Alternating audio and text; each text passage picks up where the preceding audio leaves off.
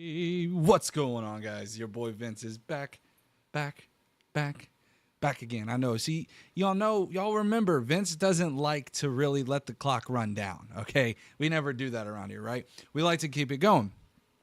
But welcome in, everybody. Spartacus, welcome back in, buddy. I miss every single one of you guys. It has been chaotic in my life, to say the least. Okay, I have been traveling the United States, basically. I have been to North Dakota, Oklahoma, Louisiana, Texas. It's been insane. So we are finally finding some downtime, and as such, I have finally found that I want to come back in and I want to stream. As such, we are going to cover some of the latest news, such as Trump, and we're going to cover some of the hotly debated topics. We got 3 topics we're going to cover tonight, and we will probably watch a video or 2. We'll find out. One of those videos that one of those topics we're going to talk about is obviously Trump's Epstein cover-up issue. We're also going to talk about inflation and how inflation seems to be a big issue right now. Let's see here. Hold on one second. We're going to talk about how Trump is trying everything in his power to cover that up. So we got a lot to cover on that front. And then what else do we have? We have some random news, just some random here and there news. But let's go ahead and we're going to jump straight into it. We're going to talk about the inflation issue that we are seeing currently. Let's go ahead and I hope I did not just close out everything. Nope, they're right here. All right, let's go ahead and jump right into this. We've got a lot to cover. All right, so let's go ahead and get in here. All right, so first and foremost, we're dealing with inflation. Yes, Donald Trump, who ran on no inflation and ran on bringing prices down, is, guess what, not bringing prices down. Donald Trump right now is actually starting to see the effects of his tariff policy coming into full play. What we're seeing, and we just had a recent CPI numbers come out for June, and it was disastrous. We're going to kind of dissect this a little bit because I think a lot of people, when they look at these inflation numbers, MAGA specifically, don't quite understand what this means. I've gotten to quite a few arguments on X about this, but it's okay. We're going to go ahead and cover this now. So one of the things we saw price hikes were things like durable goods, linens, oranges, olives, cookware, audio equipment, major appliances, coffee, sports equipment, toys, just to name a few, and they're starting to go up. These are goods that are typically imported from other countries, right? I mean, we think about clothes. Clothes are made overseas, and they're brought here to the United States. One of the biggest price hikes we've seen is linens. Linens typically are made overseas, and we're seeing that go up thanks to Donald Trump's horrible tariff policy. And on this next one, we'll also see, Donald Trump ran on the drill baby drill to bring down inflation because, the idea is that if they brought down oil prices, that it would make traveling a lot cheaper. Well, that's just not holding true. One of the things that we're seeing is U.S. rig counts are going down, according to Baker Hughes. Oil prices have kind of fluctuated. They've not really gone down. They've kind of stayed at the 60 mark. It's important for people to understand that the way that oil and gas works is that it's important to understand that the way oil and gas works is that if it gets below a certain dollar per barrel, it can cause things to be a little bit of a problem in terms of being able to pump. It's not profitable to oil and gas companies, so they start to shut down rigs. And what we're starting to see here is Donald Trump obviously saying drill, baby, drill. That's not quite happening. And here's an important measure. U.S. inflation accelerated last month to the highest level since February. Again, the problem that's happening right now is that it takes a little bit of time for inflation to kind of catch up to the tariff policy that Donald Trump has enacted. Donald Trump's tariff policy is an absolute disaster, right? But the problem is that we only recently saw him enact those tariff policies back around April or May. And the reality is that a lot of companies stocked up on inventory way back in December prior to Trump's tariff policy, which is why we did not see prices go up near as much, because they had all of that sitting there. right? So now that those are starting to get depleted, they're having to now order new stock from overseas, and that new stock is having to incur the new tariffs. And so if we go over here, you can see these are just some of the various, again, rehashing what we talked about earlier. One of the things that a lot of MAGA likes to point to, and I don't know if you guys can see it or not, and it's kind of difficult, is what they'll kind of point out to is these December numbers here, right? They'll say, look, the percentage change in December was 0.5, but now it's only 0.3. The thing that people have to understand about this is that, yes, the percentage change year over year under Biden was 0.5. But what people fail to understand is that this is how inflation works. If we zoom in here, I'll zoom in right over here. And you can see this is cumulative inflation. Inflation is compounding. It's cumulative. That means that the percentage change you're seeing is year over year. If Trump were bringing down prices, guys, it would not be less than the percentage change it was at previously. All it means, what I'm trying to get at is when we look at this percentage change right here, where it shows 0.3 versus say 0.5, that just means the rate at which it's growing is less than the rate at which it was growing under Biden. It does not mean that inflation is going down. It does not mean prices are going down. The other issue you need to look at too in all of this is if you look at the 0.1 to the point into the 0.3, the rate at which it's going up over month, it is going up, and that's important to understand. So it's year over year, but all this is Trump's fault, right? Though, yes, the reason why inflation is starting to increase is due to Donald Trump's tariff policy. Welcome in, HRD. I like how you did that. Welcome in, guys. I see all the MAGA have finally found their way to my channel. Welcome in. Make sure you hit that like, subscribe, notification bell, by the way, guys, if you have not already done so. But yes, so essentially what's going on right now is Trump's tariff policy. There are certain things that, again, I'll rehash it for everybody that's here. Maybe you should give Donald Trump more than 4 months. By the way, he's been in office for well over 5 months at this rate. Actually, almost 6. Okay. Actually, I think it's been about 6 months, if not more.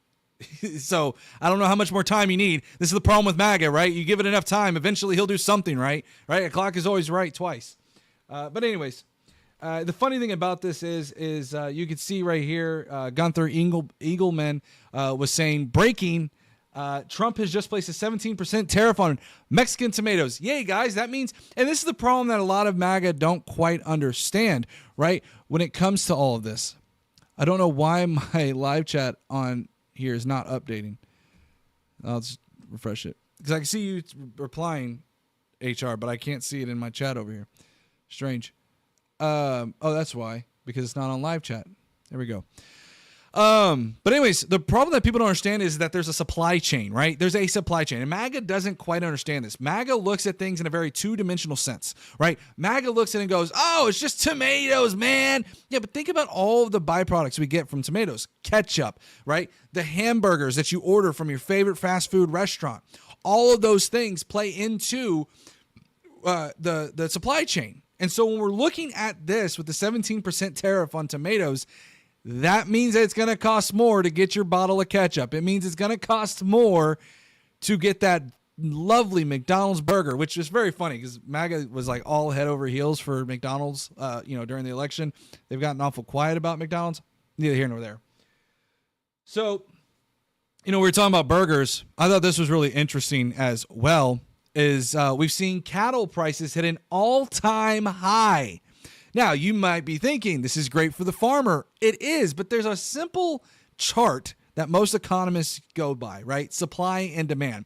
When prices tend to get high and the price is out of equilibrium, demand tends to decrease and then it comes down. So the point of what I'm trying to say here is that guess what? Your beef is going to be a whole lot more expensive. That nice cookout that you guys do during the summer, yeah, it's going to get more expensive.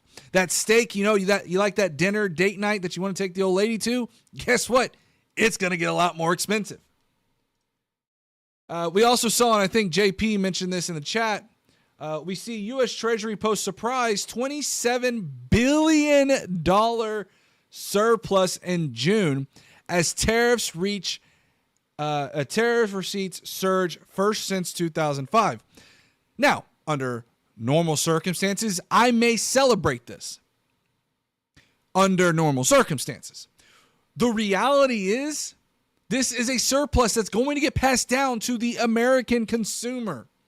The American consumer is going to have to pay for that surplus. This is not a free surplus. This doesn't mean you had cost savings and you cut savings and now you're in a surplus. The reason you're in a surplus is because of the tax on the consumer. Right? There's two ways to bring in more than you're spending. It's either through taxes. That's just the way to do it, or tariffs.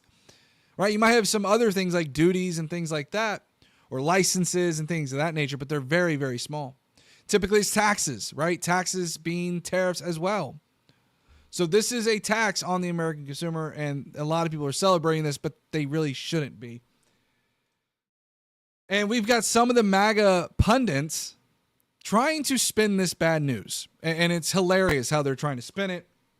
We had Larry Kudlow going on Fox News saying, yes, some items are affected by tariffs and the prices have gone up. But here's what fell. Airline fares fell down. Guys, oh my gosh. You know, I'm so happy, guys. I fly every single day and it's necessary to my airline fare fell. Guys.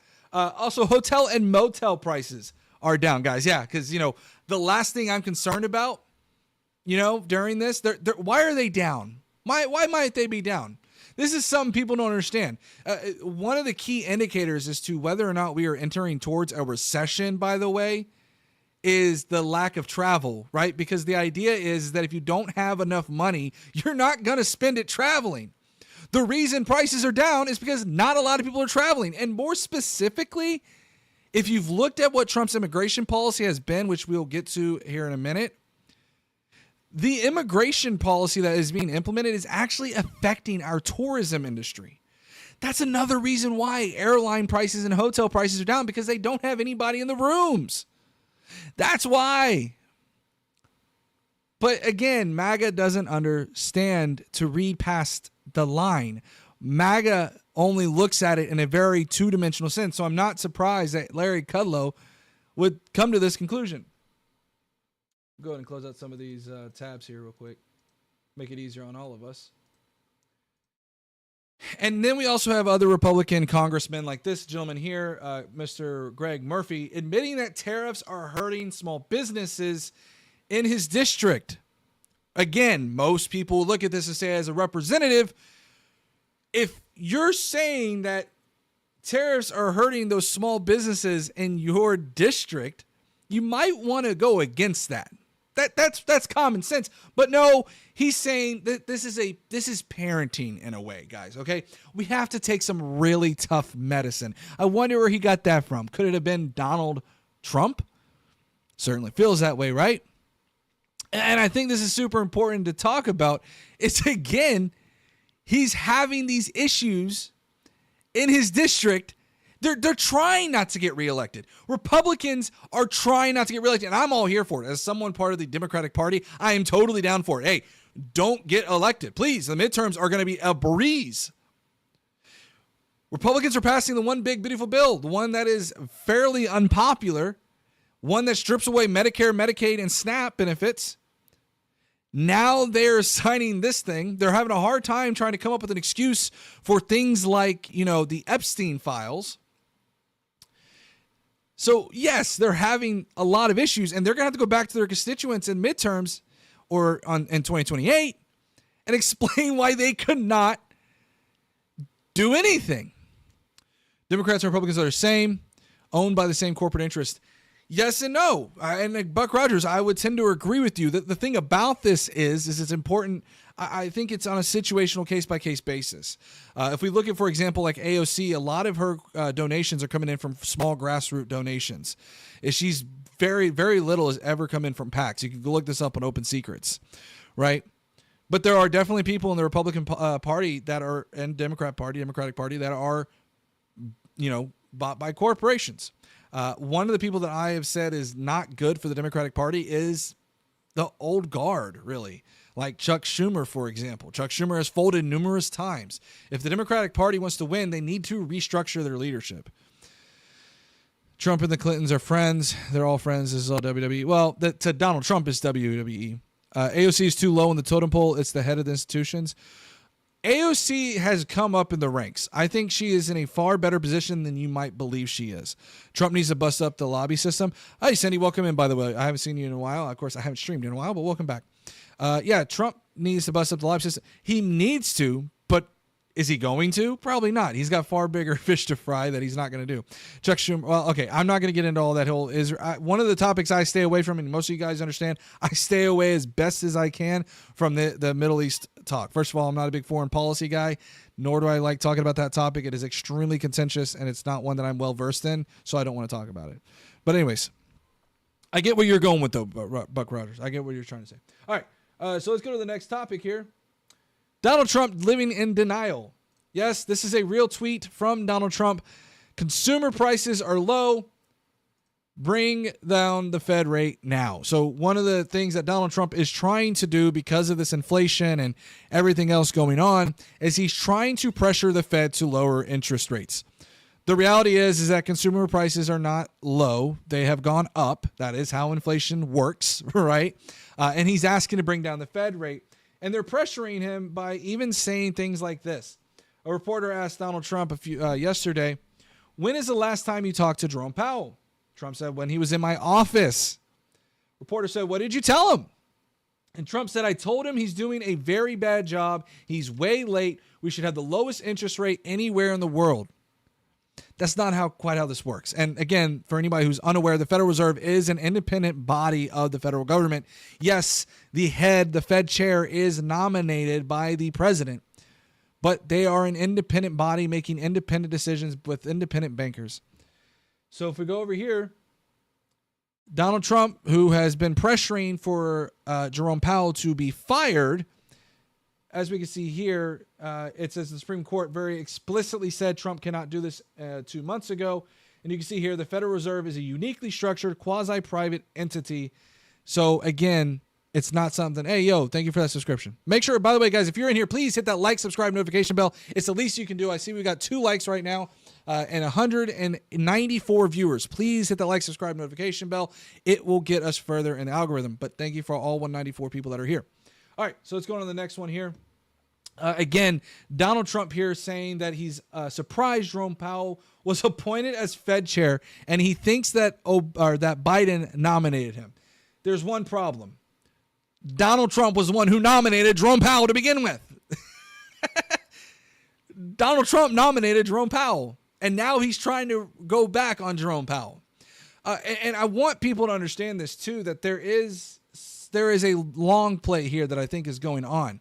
When it comes to Jerome Powell, what I believe Donald Trump is doing is Donald Trump admitted in this press conference that we will probably watch here later, is that he admitted that he is starting an investigation on Jerome Powell. Why might he be doing that? Because the reality is that the only way that Donald Trump can fire a Fed chair is for cause, right? So what he's trying to do is he's trying to trump up charges, if you will, to say this is why we need to fire Jerome Powell. This is also why I believe personally that he has not fired Pam Bondi in relation to the Epstein files for a multitude of other reasons as well. Because think about it. If he fires Pam Bondi, he has to find a new AG, send them through the confirmation process with a already divided Congress. There's only like a 1-seat majority right now when it comes to Republicans in the House, right? So you're going to, and I know it's done through the Senate, but I'm just saying they have a thin majority, right? So the problem that you're going to have is he's not going to be able to get it done. So he knows that he has to keep Pam Bondi to continue to do his puppetry. And I believe that strongly that is what he is trying to do with Jerome Powell. And as we're seeing, inflation is only going to get worse. I do believe that as we get closer to the Q2 results for the GDP, I have strong beliefs that we are going to see a downward trend.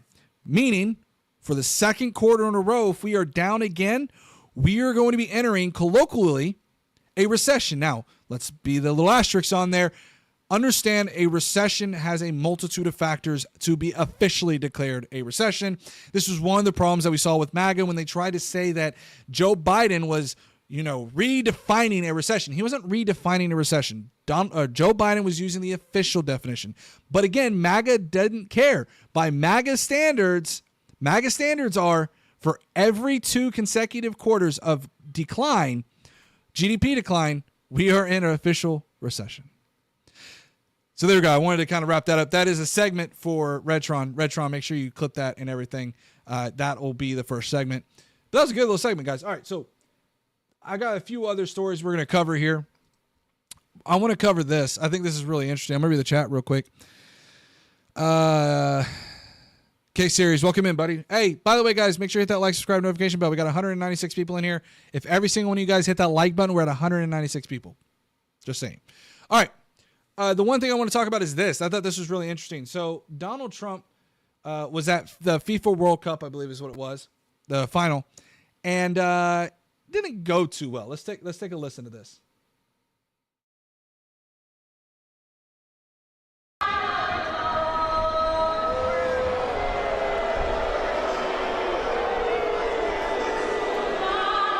Yo, look at this lady. Look at this lady over here, bro. This is hilarious. Yo, watch this. Watch this lady over here. She's...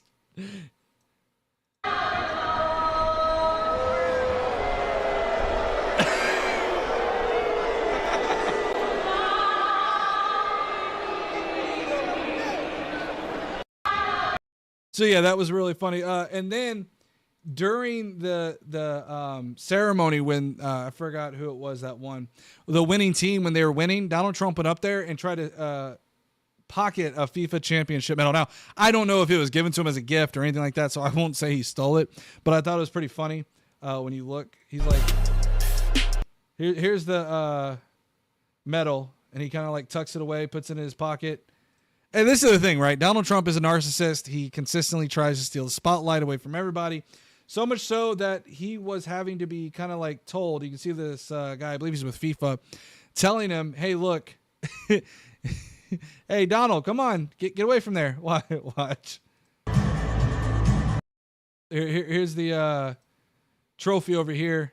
They're getting ready. You know, this is their moment, right? This is the team's moment. Trump didn't do anything to deserve this. They're like, come on, Donald, come on. Whoa! They're screaming, and they're like, and this guy's still trying to be like, okay, Donald, come on, look. And what they posted on their official team, see, he's back there now, and then they go back up, and then this part here is where that part there that you just saw is where they actually posted on their Facebook page.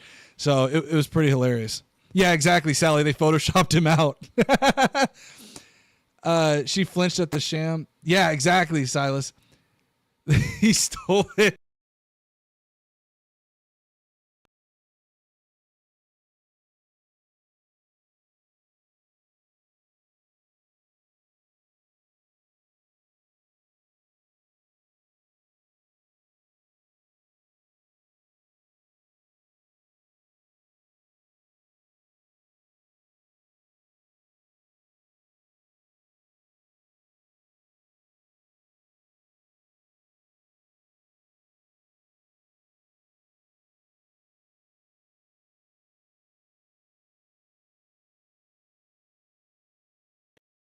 There we go. Is that better? All right, we're good. Can you all hear me now? Should be good. Let's see. Yep. Voice made Brandon is going. Okay, so we're good. Sorry about that, guys. Sometimes there's like a little thing on my headphones in here, and if one of them jiggles a little bit, it gets messed up. All right. Anyway, sorry about that. So the Epstein stuff. Let's talk about the Epstein predicament. So Donald Trump has been digging himself a hole. And it's getting incredibly more difficult for him to dig himself out of this hole. It is incredible to watch. It's actually kind of sad to watch as well. So I got my timeline a little mixed up on this, so bear with me. We're going to kind of cover some of the stuff that took place. So Donald Trump came out, and he had made this new Truth Social post, which I do not have up, and I should have it up, but I don't, where he essentially blamed Comey, what was it here? Obama and Comey that made up these files, by the way, Epstein was arrested, I believe, under Donald Trump and prosecuted under Donald Trump. But we'll ignore that. He's trying to say that this was due to Obama and Biden, causing a lot of issues, right, within his base. And because his base is like, yo, you promised we were going to get these. You promised we were going to get them, and he's not delivering them. So then we go over here, and Pam Bondi's being questioned because remember, this all stemmed, because I know some of you guys haven't tuned in and maybe you've been living under a rock. What happened is that there was a memo that was leaked to Axios saying that there was no Epstein client list. That's essentially what happened, was there was no client list. Okay. Well, now Pam Bondi is having to answer for some of these wild claims. And you can see here, Pam Bondi just ignored and diverted a question about the files, which they've been feeling pressure from. There was a news conference that her and Donald Trump were faced with, and Pam Bondi was like, it doesn't exist. And she was freaking out. So this has been like the past 2 weeks. And so what we've seen is later on in the day, this was just yesterday, later on in the day, when asked again about these files,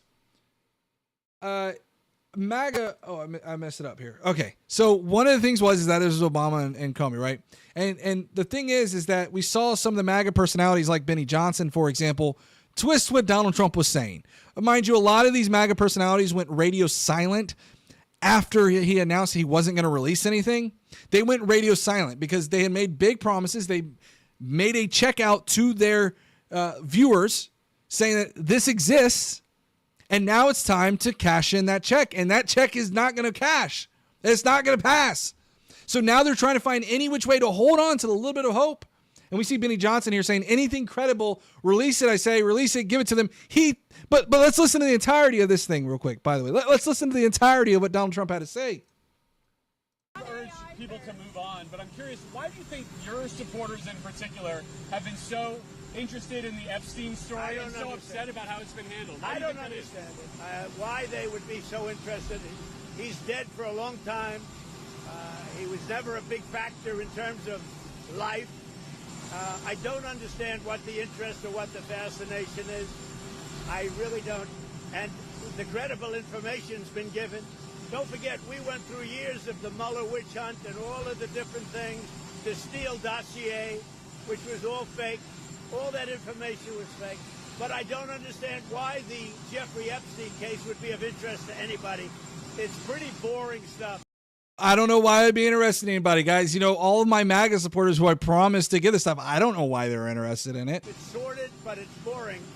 And I don't understand why it keeps going. I think really only pretty bad people, including fake news, want to keep something like that going. But credible information, let them give it. Anything that's credible, I would say. So this is where now they're hanging on to this little tiny sliver after he just said, I don't know why everybody's concerned about it. And we could see here, Benny Johnson once again on here. This is my True Social, True Social. This is my X. I don't know why I said True Social. This is my X account, and I put on here. Benny Johnson said, just got off the phone with top federal law enforcement contact. The change in approach to Epstein has been dramatic. Expect more disclosures. This was, by the way, 2 days ago. Okay, 2 days ago. And as I said, and I don't know why this darn thing is popping up. It's annoying as hell. Anyways, it says Trump fell for it again award in 3, 2, 1, and they fell for it. We also see, for example, so for anyone unaware, Ro Khanna put forward an amendment. This was an official amendment to say, hey, we want to release these items, right? We want to release the files, release what's in them. He put forth this amendment. And it was voted on by a committee. I don't remember the name of the committee, but they voted on it in a committee. Well, after that happened, that didn't work. It did not pass that committee. Okay, the Republicans voted it down. So then they put forth a new, procedural vote, I guess, if you will, to bring forth a vote to vote on it on the House floor. All of this is happening while Mike Johnson is giving an interview with Benny Johnson. I just realized they have the same last name. While they're giving an interview, Republicans, hands down, I don't know if I have it up and I'll show it in a minute, pretty much all but I think 2 voted down that amendment to release the files. All while Mike Johnson's in here giving his unadulterated opinion saying he supports Ghislaine Maxwell testifying to Congress and demands the DOJ release everything, saying, I'm for transparency. We should put everything out there and let the people decide. But the problem is Mike Johnson voted. And guess what? Mike Johnson voted to bring forth a vote to vote on releasing the files. And now Mike Johnson's changing his tune, by the way, too. I don't know if I have that up or not. While this is happening, Donald Trump is freaking out. So he's trying to do his smokescreen. This is one thing Donald Trump does time and time and time again, is he tries to paint a new story that he thinks will take the airwaves. He's like, all right, surely this is going to get this. This is going to divert the attention away. Get the attention away from this. It's not good for me. He now mentions that he's calling for the prosecution of Adam Schiff. Right? Now he's calling for the prosecution of Adam Schiff, which, by the way, in and of itself is pretty abhorrent. But it says a lot about this administration when what we're looking at here is that we don't even bat an eye to this. There's so many stories, and I've talked to people about this. If we look at before Trump, the biggest scandal in American history was, quite frankly, maybe you would say Clinton. You might say Nixon's Watergate scandal is probably one of the biggest scandals out there. But now that we've got Donald Trump, there's a scandal quite literally almost every day in this administration. And it says a lot when we look at this and go, okay, that's cool. He wants to prosecute Adam Schiff, a sitting member of Congress. Well, we don't care about that. We want to know more about these files.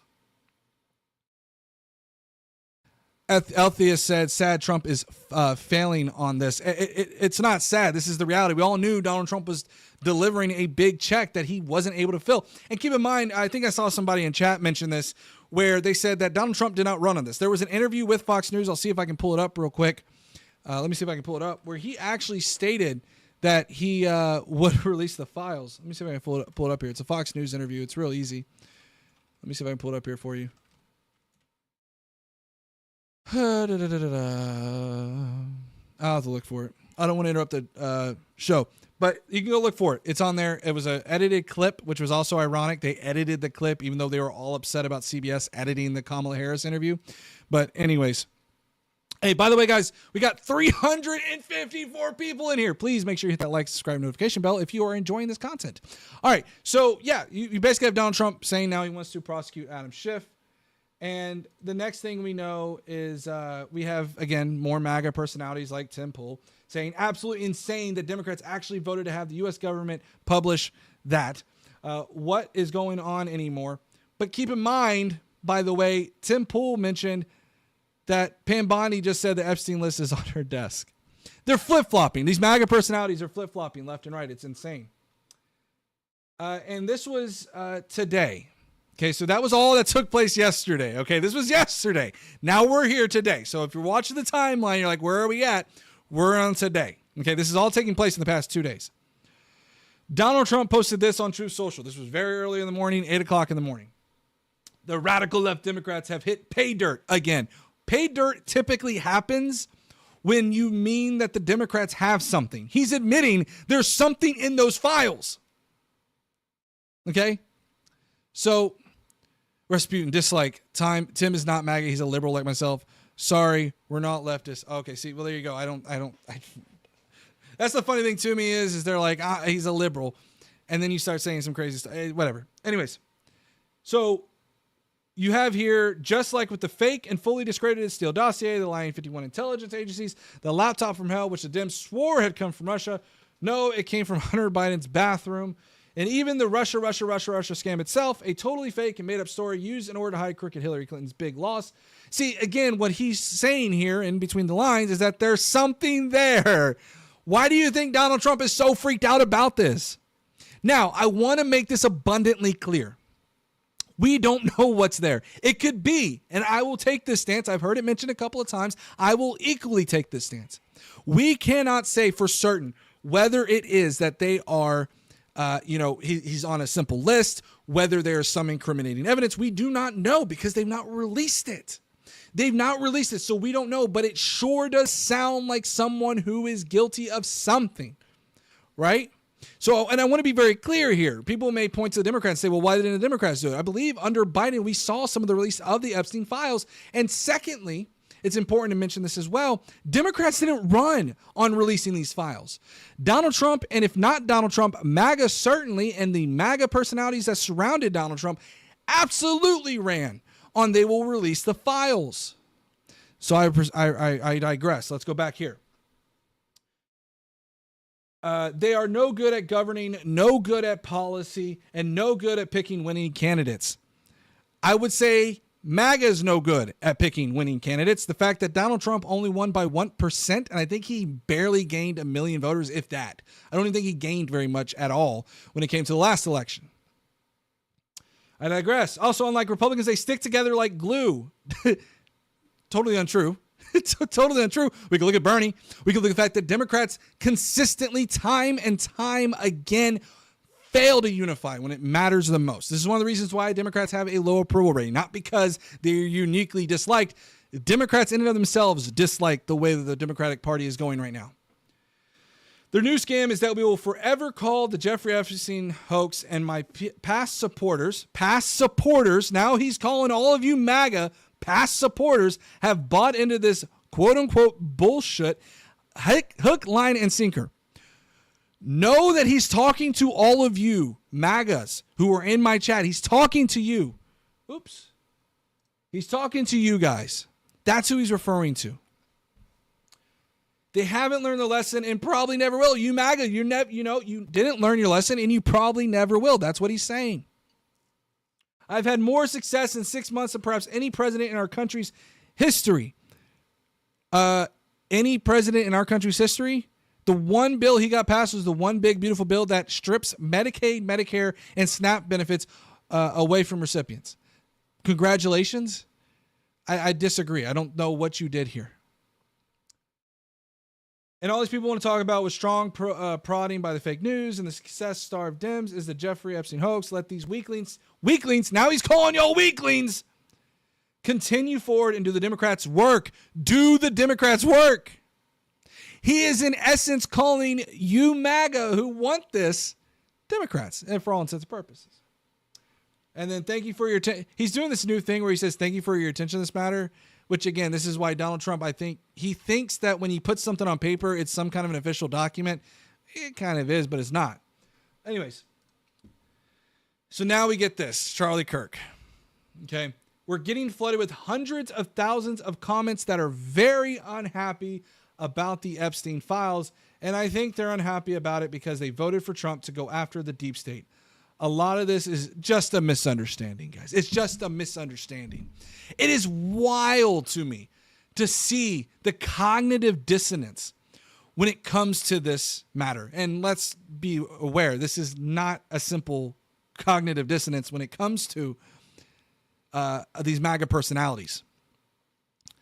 This is a narrative that they are trying to form, and I believe we saw it before. I'm not accusing Charlie Kirk of this per se, but we have seen it where Donald Trump's administration sends out these talking points to these big talking heads. It would not surprise me if that is happening right now. Maybe Charlie Kirk is getting it. I don't know. And again, it's interesting that he's calling it a hoax in 2015. I don't think I can play this, but you can, or he was calling it a hoax now, but he wasn't saying that in 2015 when he ran on it and used it to go after his opponents. You can watch this. Seeing it is very copyright heavy. I don't want to play it right now. I'm going to read some of our comments real quick and take a brief pause. Let's go ahead and read some of these comments. Stop trying to cause more division. Trump is the only president getting things done. Incorrect, Stacey. Joe Biden got quite a bit done as well. And again, he didn't get he caught a lot of flack for it, even though he did a lot of, his economy was recovering pretty well. Actually, it was one of the best economic recoveries in the world. But unfortunately, Donald Trump's propaganda machine is extremely strong. And when people's wallets are tight, again, because like we talked about earlier, inflation goes up, things of that nature, people unfortunately bought into the lie. And just like they bought into this lie with Epstein. Stacey, Trump may be getting, if the list existed, it was destroyed under Biden's watch. You'd have no proof of that C unit, no more proof than I could say that it didn't. You have no proof of that. This is the problem, is a lot of MAGA right now relies on this, and they're trying to hold on to every little string with zero evidence. And just like I said, I don't know if Donald Trump is in these lists. I don't know where he would exist in these lists. But it looks pretty damning when he's sitting there and defending this to no end. Trump says, stop talking about Epstein because it'll make me look bad. Yeah, pretty much, Renee. And the problem is he keeps talking about it. If Donald Trump stopped talking about it, it wouldn't be so bad, but he keeps talking about it. And guess what? That's great. As a Democrat, please continue. Democrats need to grip this. Democrats need to get in there and actually use this, exploit this. This is exactly what they need. Now, my faith in Democrats have been pretty low because they sometimes drop the ball when it matters the most. There they go, blaming Biden again, but when they run against him, he is incompetent. Yeah, this is the problem, E-Money, is a lot of the times MAGA doesn't have a real consistent talking point, right? 1 minute they'll say Biden is incompetent. The next thing he's a crazy genius. This is the same thing with the auto pen, right? It's hilarious to me when they talk about Biden and the auto pen because then Donald Trump himself has used an auto pen. You think Donald Trump signed all 1,600 pardons? That's the easy go-to one. So again, Donald Trump uses an auto pen just like everybody else. Tyson, Democrats might be on the list. In fact, I think Clinton is one of the most prominent Democrats we can think of that would have been on that, possibly on that list. I think his painting, wherever it was on that island. So you're probably right. There might be Democrats. I don't care. Release it. I'm not for protecting that person. MAGA's It's so funny to me that Donald Trump is putting MAGA into a position to defend Epstein. There's so many people I've talked to on the MAGA side that said, well, you know, we shouldn't release it because I swear, I've been on TikTok lives and it gets pretty crazy. They'll say, well, don't release it because there's big leaders on there. I don't care if there's big leaders. Release it. I'm not for protecting these people. Why wouldn't Biden release the files of Trump is in it? He released some of them. Some of the things that MAGA was using in that big old binder when they all held it up were released under Biden. Biden and the Democrats released this stuff. It was an active investigation, if I'm not mistaken, because Ghislaine Maxwell was still sitting in a federal penitentiary and they were still prosecuting her. So there were certain limits of things they could and could not release. Certainly. But it also, again, it's funny to me when you all bring this up because, again, Democrats did not run on this. Republicans did. That's the funny thing about it is you act like this is some kind of thing. I gotcha. Haha. Democrats didn't release it. Why didn't they release it? They didn't run on it. Republicans did. We are holding you to account. When you make a promise and you fill out a check saying it exists, it's there, and then it comes time to cash that check and it doesn't go through, you're held responsible.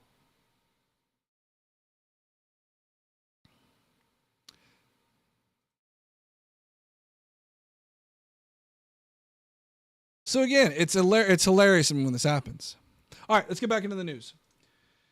So here we go here. Trump, the FBI ought to look into the Jeffrey Epstein hoax that was run by the Biden administration for 4 years. I can imagine what they've put into files. Now, Donald Trump, see what he's trying to do is trying to say, see, the Democrats put some, by the way, this is a brand new thing that came out right before I started stream, guys. It's still evolving.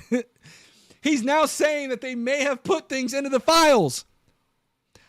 I'm just saying, as somebody who is a pretty innocent person, Donald Trump sounds extremely guilty here, that there's something in there. It could be as simple as an address book.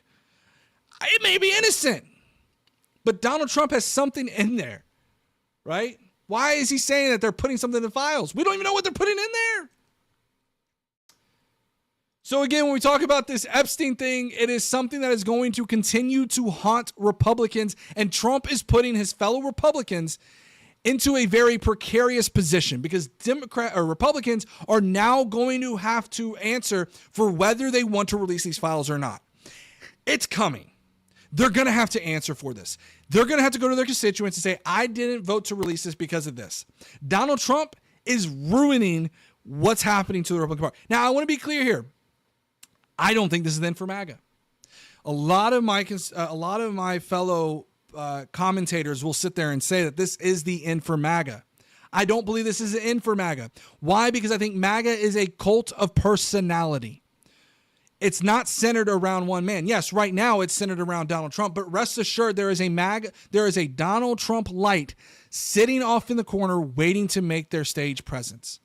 We saw a little bit of that with Vivek Ramaswamy, right? When Vivek came up, they went to him because why? They could sit there and use the excuse. They could say, see, I don't support Donald Trump. I support Vivek. At one point it was, DeSantis, but now DeSantis isn't really super friendly to Donald Trump. It kind of goes back and forth.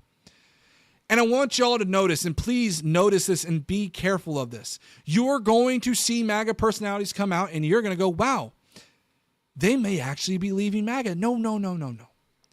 This is a virtue signal. Rest assured, they will never blame Donald Trump. Rest assured, if they do blame Donald Trump, they're not leaving MAGA. They will continue to espouse some of the MAGA talking points. They will continue to defend Donald Trump to some extent or another. Right now, MAGA is scrambling because they don't have a talking point. So again, MAGA is not going anywhere. They're here. They're going to be here for quite a while. Now on to the next story. By the way, we got 304 of you guys. If you haven't already, please make sure you hit that like, subscribe, and notification bell. I am trying to provide you the best entertainment on YouTube. And what kind of political commentator is going to sit here and do just that? So many political commentators come in here. They give you economic theory, right? They sit there and they talk to you about all the little nuances of supply and demand and Thomas Sowell and all this other, and all they get into crazy philosophy. Guys, I'm going to give it to you very straight. I'm going to give it to you very forward, right? I'm not here to give you, I'm not an economics professor. I'm not some kind of philosophy nerd. I'm going to give it to you straight news. That's it. Something for everybody who's anywhere can understand. You pick up a phone, you understand what I'm saying. You don't need some kind of crazy college education to understand what the hell I'm saying. I can't tell you how many times I've gone on to panels and they just continuously talk about things that are like making people fall asleep. It's a very niche topic, right? They may talk about law, they may talk about philosophy, economics, whatever. I'm going to provide you the news, very straightforward, and everything else. Would you debate Michael Knows? I might. It just depends on the topic. I'm actually, one of the things I used to do, and for anybody who's new to the channel, welcome in. I used to do a lot of debate panels. I was on Twitch in 2019. For anyone who's also new to the channel, you might be surprised to find out I am someone who, at one point in time, unfortunately, and wish I could take it back, I unfortunately at one point did vote for Donald Trump. In 2024, I voted for the first time ever in my life for a Democrat. I voted for Kamala Harris, and I voted for Colin Allred. So again, I am somebody who has seen the light, saw the light, and saw where the hell this was going back in about 2020. So again, but anyways, guys, I hope that I'm providing some kind of entertainment. If you are enjoying it, again, hit that like button. All right, so let's talk about immigration, okay? So right now, Donald Trump's immigration policy is, I'm going to give you kind of a little intro take here for anybody who's new. Donald Trump's immigration policy at the border has been working fairly well. And I say that, when I say fairly, I mean that it's gone a little too far. Actually, I say it's gone pretty far at the border. Let's talk about the border. I think there is something to be said about a strong border policy. I think what Donald Trump is doing is taking it way too far. For example, militarizing our border, I think, is pretty inhumane. I think one of the other things that he has done is at the border, he bought up land near the border for military bases. The idea behind that is if any immigrant were to touch foot on a military base, the military can now step in and actually arrest that individual. It was ruled, and I haven't followed up with it, but it was ruled at the time that they cannot do that because an undocumented immigrant who was on that soil would not know they were on a military base. So that kind of failed. I do think there's something to be said about a certain rhetoric at the border, but then you could take that rhetoric way too far. And we've seen that in this administration. They have taken it way above and beyond what they should be doing, right? Now we get to Trump's deportation policy. Trump's deportation policy is one of the worst policies up to and next to, if not including, FDR's Japanese internments. It is worse than, in my opinion, that probably. We've seen, for example, numerous U.S. citizens, asylum seekers, and things of that nature being arrested, detained, any of those which, and being sent to places like Alligator Alcatraz, where they are being deprived. People, it was built extremely shoddy, very quick. There are mosquitoes literally everywhere. We are seeing that it is a huge expenditure. I think it's upwards of $72 million to run it. It's all about waste, fraud, and abuse. So I'm going to bring you back to the news now. We have Stephen Miller here saying we have communities all across this nation that 20 years ago, before the era of open borders, which again, it was not open borders under Joe Biden, We're completely peaceful, completely stable. Look at a place like Minneapolis. This is something they're trying to do now, is they're trying to go after Minneapolis for not a Somalian immigrant. There is a gentleman who has Somalian parents. He has Somalian heritage, but he's not born in Somalia, which we'll get to that in a minute. So they're trying to now do this thing again where they're going after the Haitians and the Somalians. They never go after European immigrants. I wonder why. Post-mass migration, they're unsafe, they're violent. You cannot use the public parks. They are trying to paint, and Stephen Miller is the worst of them all, trying to paint all migrants as if they are inherently somehow violent. That's not okay. And then you have guys like Waters over here, Jesse Waters, saying you have this new guy in Minneapolis. He doesn't look at all like a Somali pirate. I would never say that. And what they're talking about is, let me see if I can pull up a picture. Okay, they don't have it up here. I'll show you in a minute. But again, they're just being openly racist at this point. But here's the reality. This is from this person, David Harzerka, or whatever his name is.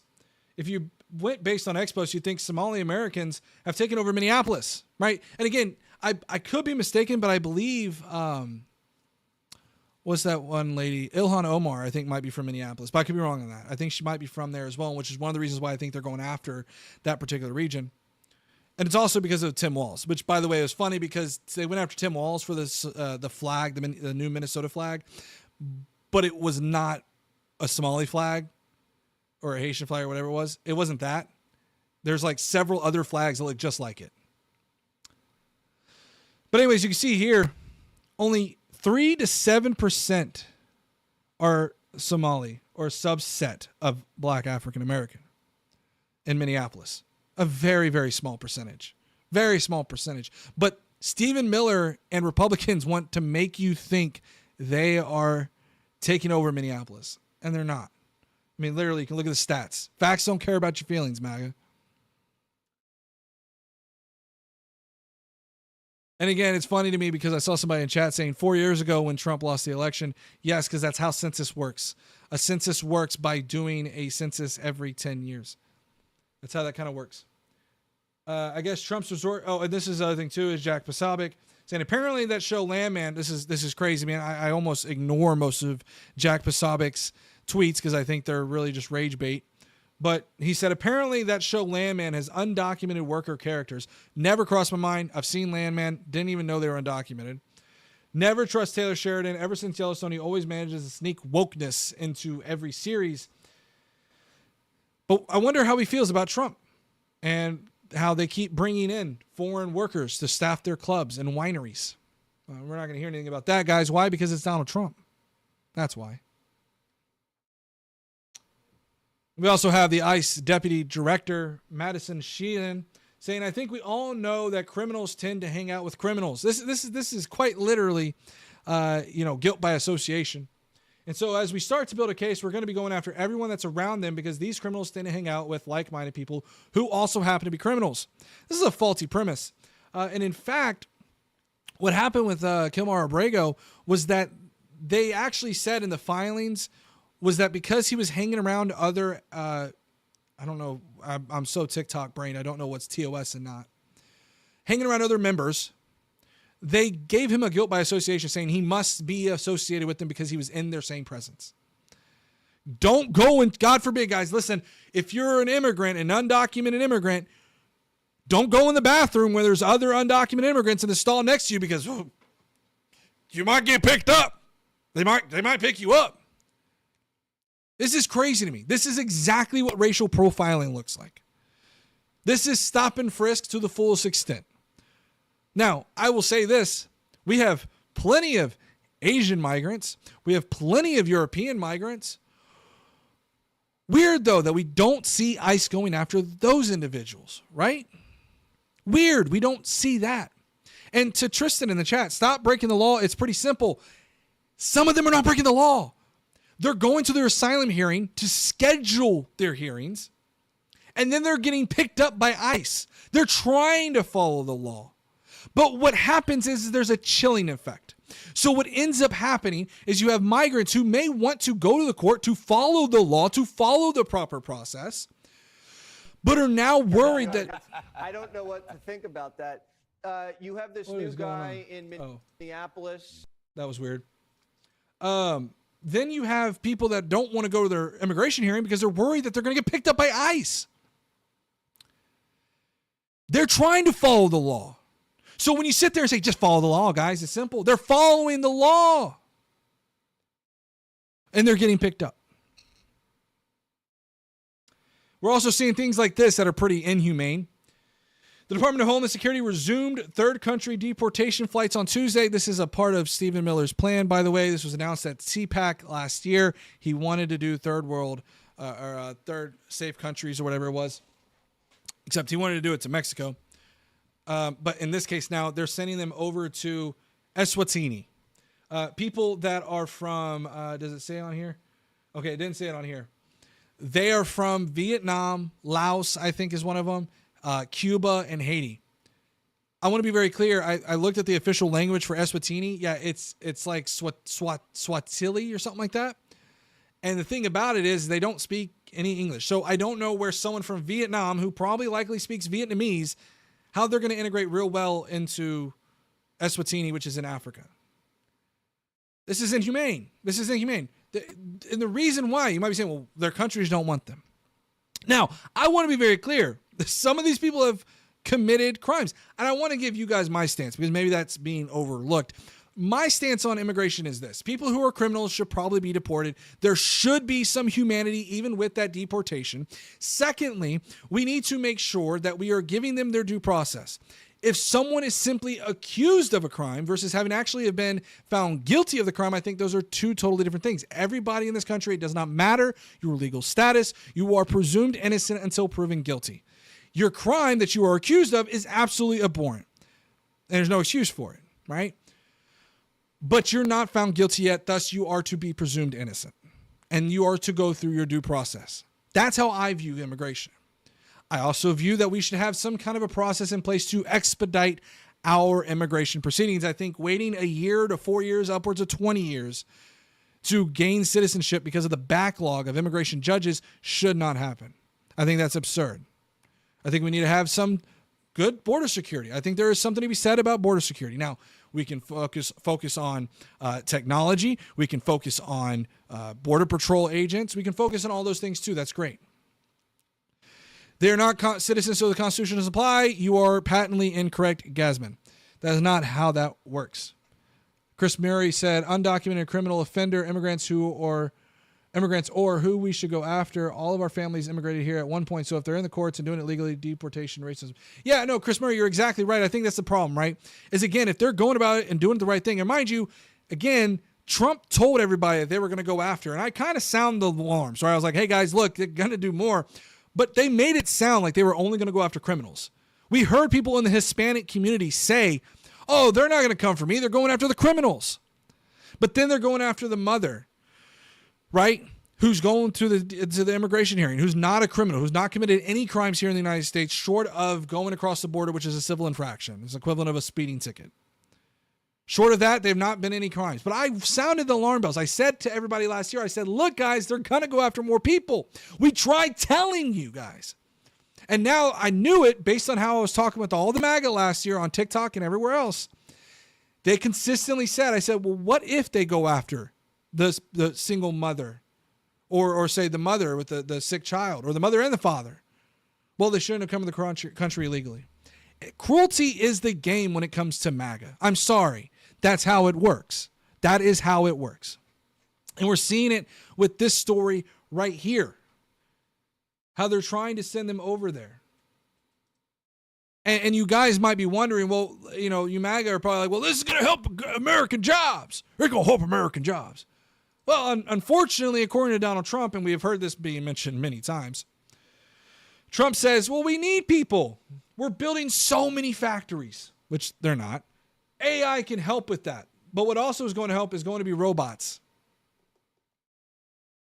By the way, a lot of farmers right now are struggling to find workers because guess what? Americans tend to be more lazy than not.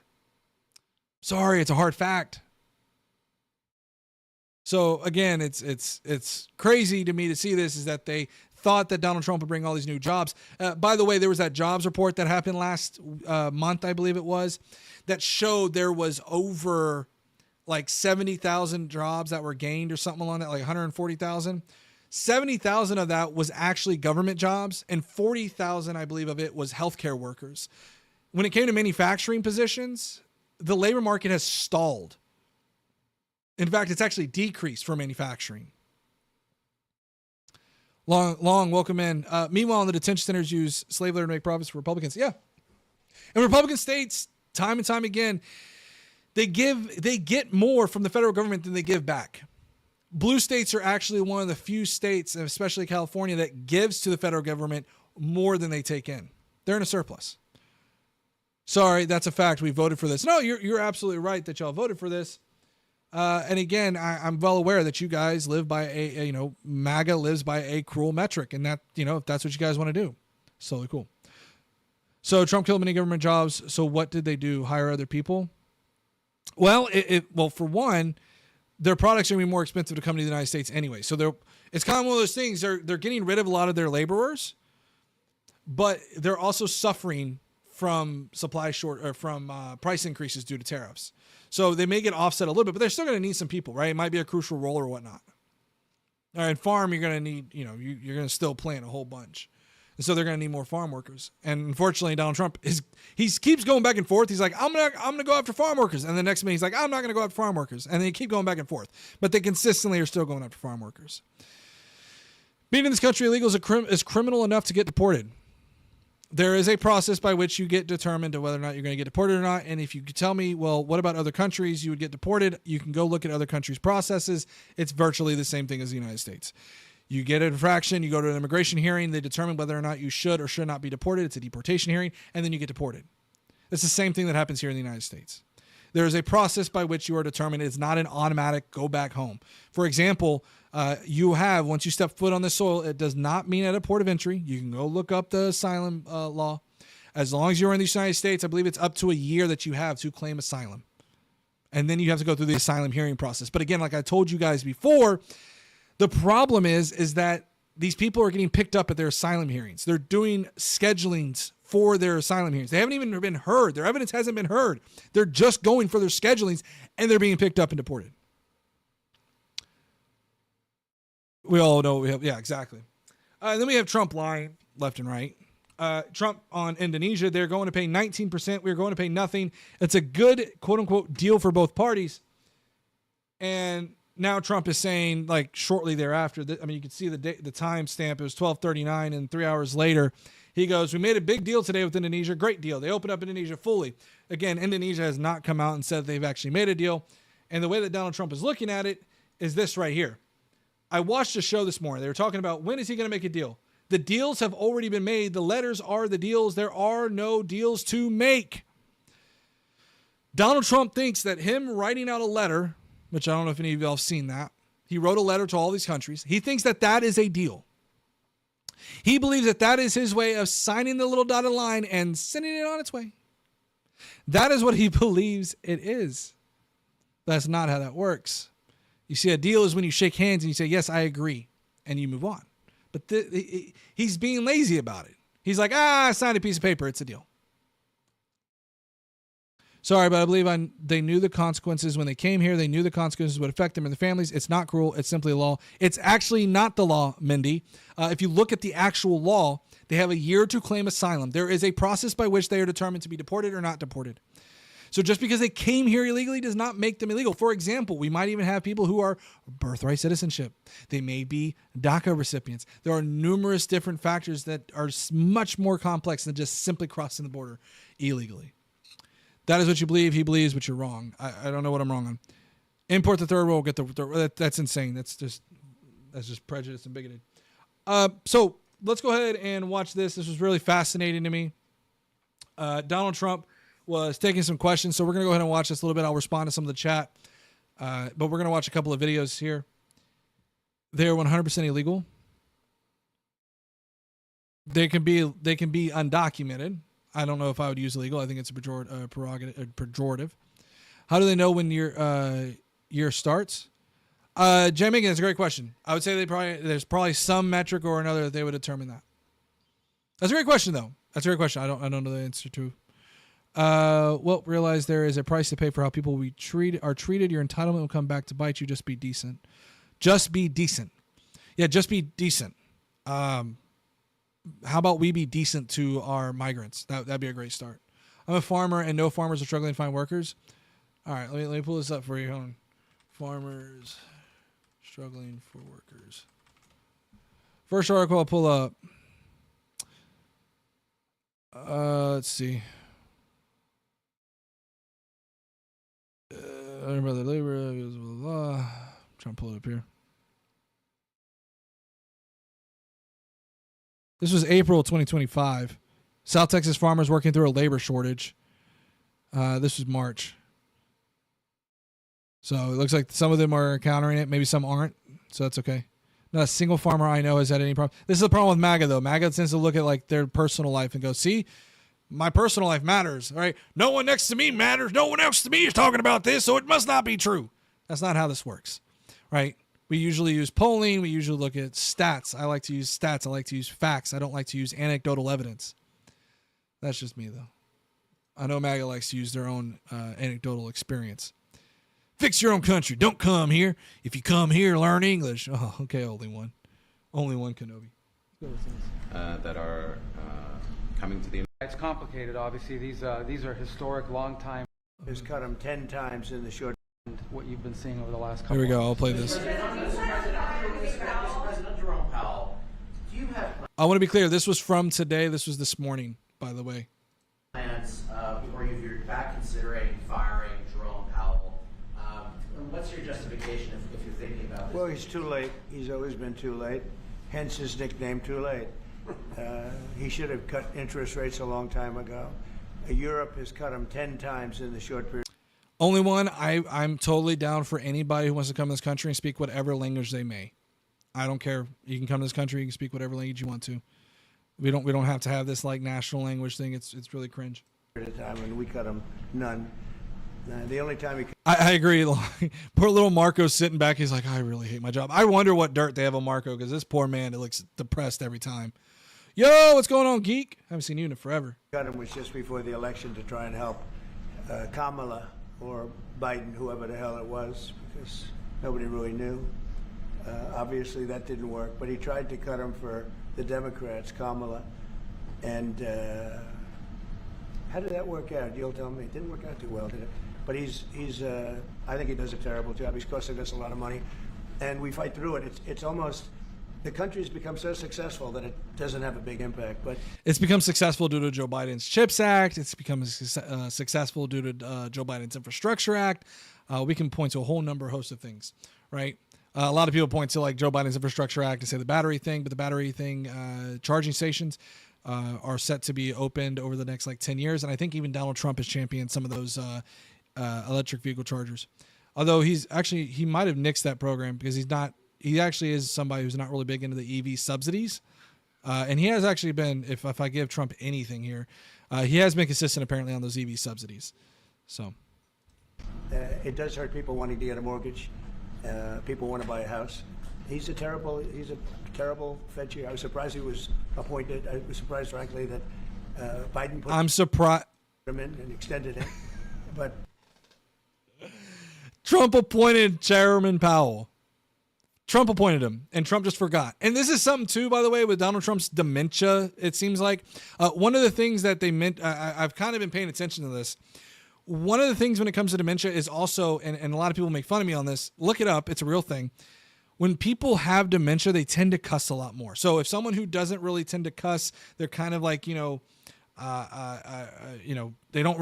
just don't have a foul mouth, right, if you will.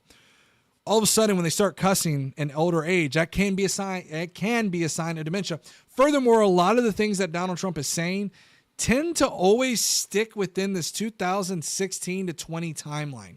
He never really kind of catches up, and there's times where you're kind of like, well, wait a minute. For example, he mentioned that they were built. I had to look for it. He mentioned that they were building like 4 or 5 factories, and I'm like, what? That's such an oddly specific number. I went and looked. It was from back in like 2017. So I'm not saying Donald Trump's got dementia, but his cognitive abilities are, and you can just look. I mean, just look at Donald Trump speaking in 2016 versus now. It's night and day different. He's much slower. His vocabulary seems to have been a lot smaller now than it was then. I'm not saying Donald Trump was a genius, but he was a lot better off. They did. So, no, we're not planning on doing anything. We're very concerned. He's doing a little renovation for $2.5 billion of the Fed, building a renovation, and they have a. And that's important to know, too. Him saying that they're doing a renovation, again, it goes back to what I was saying earlier, is that Donald Trump is trying to find a reason to fire the Fed chair, and this is a route that he's going. And this is one of the reasons why he does not want to fire Pam Bondi, is because he knows that he needs Pam Bondi to be there to continue these investigations, and that if he were to fire Pam Bondi, he would be set back by several months. Because he would have to find a new AG. He'd have to have them go through the confirmation process. Hope that AG will do all of his bidding like Pam Bondi is doing. Good luck. Good luck. It's not going to happen, right? So that's why he's not fired Pam Bondi. Rest assured, though, I think in any other circumstance, I think in first term Trump would have probably fired Pam Bondi. But this time around, he's got so much on his plate that he wants to get past that he's not trying to fire her. Close to $900 million cost overrun, and it's a shame. But the biggest cost overrun is the cost overrun for interest rates, because we should be paying 3 points lower, and we would save $1 trillion a year in interest if that were the case. And all it is the stroke of a pen. And that goes for his board, too, because his board is not doing the job, because they should try and rein this guy in. So he's doing a lousy job, but no, I'm not talking about that. Fortunately, we get to make a change in the next, 8 months or so. And we'll pick somebody that's good, and we'll pick somebody. Some of the people he's mentioning that he wants to bring in and nominate, I can't remember his name to save my life. Besant, I think, is one of them. He wants to look at Besant, or I think there's another guy that's out there. By the way, these are Trump sycophants, Trump loyalists. And remind you, the Fed chair is supposed to be independent, not doing the bidding of the president. That's how it's supposed to operate.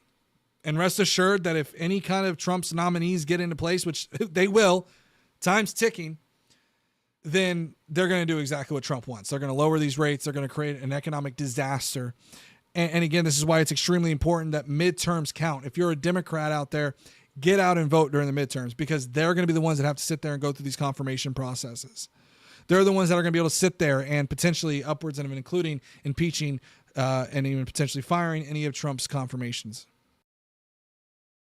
Yeah, Chapel Hill, exactly. It's going to tank the economy just like every other business he's ever touched. Anytime Donald Trump touches anything, it goes bankrupt, essentially. I just want a fair job. We want to see lower interest rates. Our country deserves it. We're making a lot of money. We're doing great as a country. We have no inflation. No inflation. Stock market record. No inflation, by the way, guys, even though we just had a CPI report literally yesterday come out and say we had pretty high inflation. Everything's a record now. We had the worst inflation in history under Biden, and now we have. We did have business records that you falsified. It was like 32 counts to 32 felony counts, but I digress. Almost no inflation. We've done a great job, and we should have the interest rates cut. So you're saying the other day that Scott Bessent is so happy with the Treasury that it's not your top option to replace Jerome Powell, whatever that may be, whatever you decide what you want to do with him. No, Scott's doing a very good job. I'm very happy with Scott. I'd rather keep him. Kevin's somebody we'd consider. Kevin's fantastic, too. We have a lot of good people for that job. It's not a tough job, to be honest. Assuming you're smart, it's not a tough job. If you're a dummy, then I guess it's a tough job. But it might be one of the easiest jobs I've ever seen. And now you're correct, Long. Donald Trump is one of the oldest presidents, or I think the oldest president in United States history. Even though MAGA complained about Joe Biden's age, now all of a sudden they give Donald Trump a pass. Close to $3 billion little nest egg for himself. He's not doing the right job. You're correct, Spartacus. We should be saving $1 trillion a year in interest. When he talks about cost, we should be saving. Think of it, $1 trillion a year. Add that with the tariffs and everything else, but he just doesn't. Yeah, those tariffs are going to lead to massive inflation. Okay, and Donald Trump, and this is why Jerome Powell is looking towards the future and going, because of Donald Trump's tariff policies, we've got a storm brewing. It's coming sure. Well, he's a knucklehead. But we'll see how he's listening to this. That's a strange conversation. But we like to say it like it is. But we have a lot of people that want that job very badly, and I'm only interested in Low interest people. So, Eric, and it's funny to me to see all these chat. For anybody who's just coming in, by the way, those who do enjoy the show and are enjoying it, please make sure you hit that like, subscribe, notification bell so you can get informed the next time I go live or any new videos are posted. I'm going to attempt to post one short every single day, short of the weekend. But on that other note, it's funny to me when you guys sit here and say that I shill for Biden. First of all, I did not vote for Biden in 2020. Unfortunately, I probably should have, right? But let's be very clear. I've been critical of some of Joe Biden's policies, right? For example, if I may add, I think the American Rescue Plan had some positives, but I also think they had some negatives. For example, the stimulus package that he passed. We had just had Donald Trump pass 2 massive stimulus packages in 2020. We had Donald Trump pass one in, I believe it was April or May, and then he passed one in December.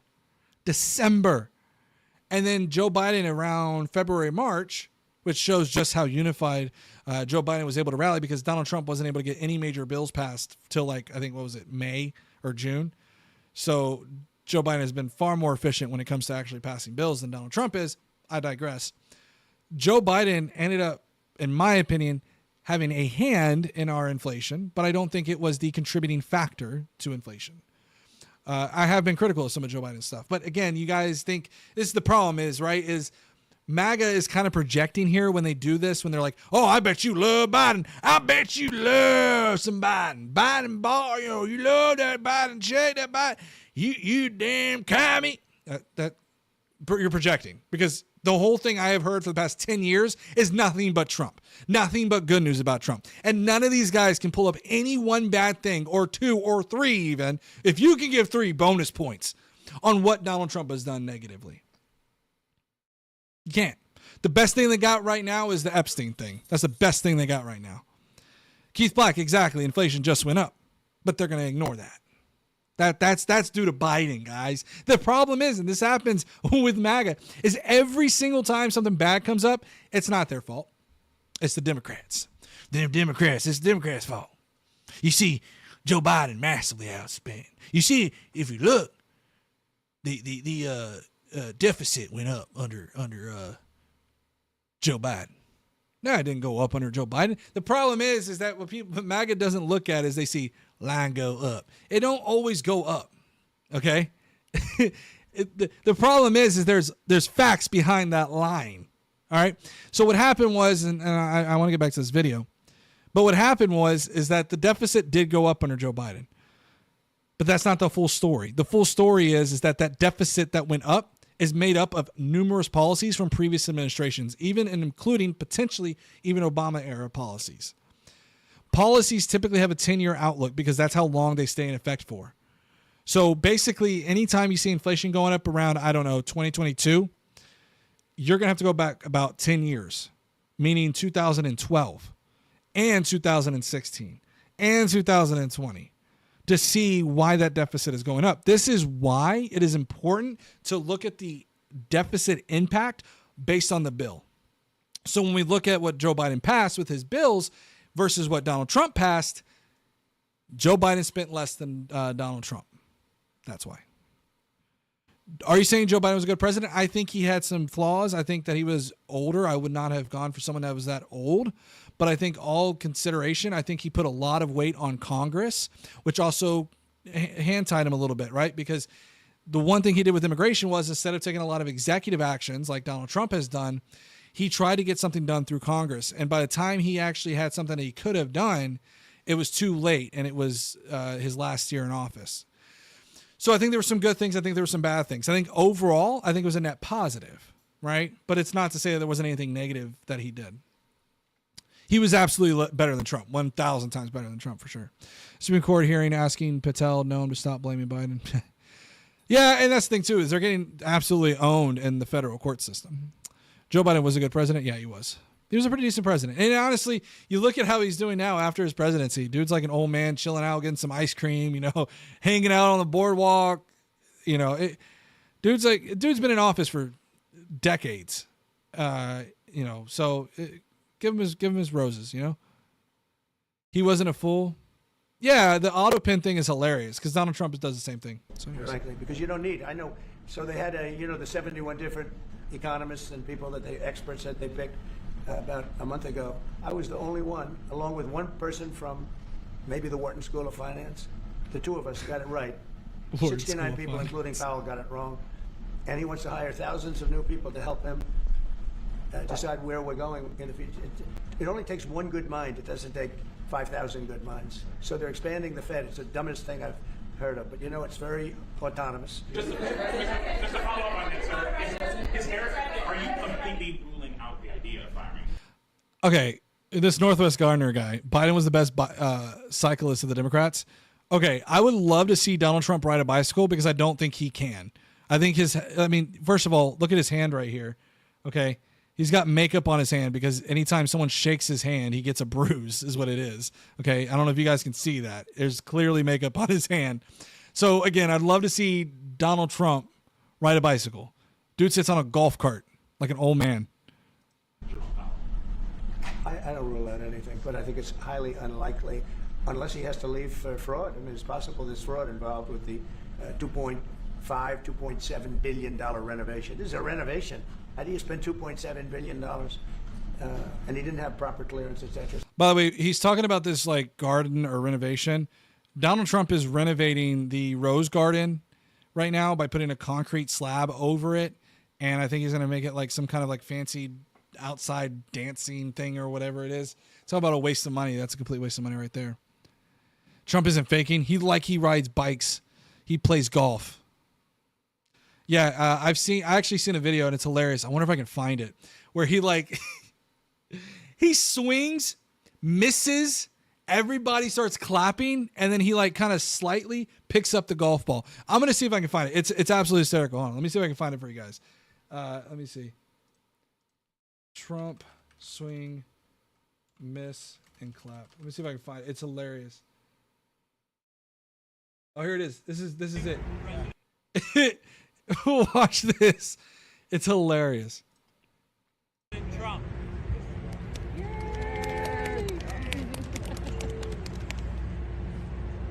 Well, here's the golf ball. He's getting ready, guys. Good golfer here. Watch.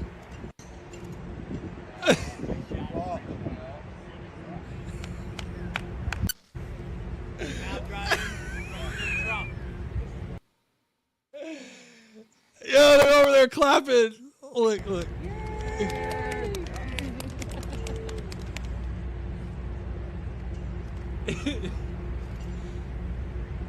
golf, guys. He's gonna get it. He's gonna get it.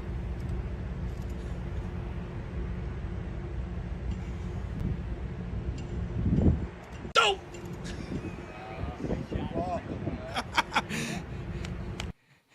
This is the man that allegedly won all of those.